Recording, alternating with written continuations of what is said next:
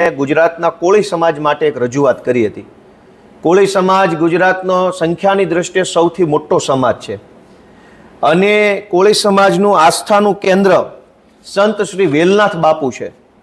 વેલનાથ બાપુનું જન્મસ્થાન અને એમનો ઐતિહાસિક ધૂણો એ જૂનાગઢ જિલ્લાના પલાસવા ગામે આવેલ છે।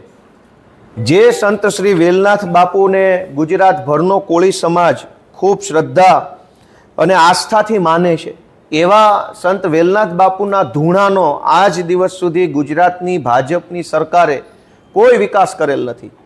ત્યાં કોઈ ઇન્ફ્રાસ્ટ્રક્ચરની સુવિધા, યાત્રાળુઓને અપડેટ મળે એવી ડેશબોર્ડની સુવિધા, યાત્રાળુઓને રહેવા જમવાની, પાર્કિંગની, સીસીટીવી કેમેરા, ટોયલેટ બાથરૂમ, મહિલાઓ માટેની કોઈ વ્યવસ્થા કરી નથી।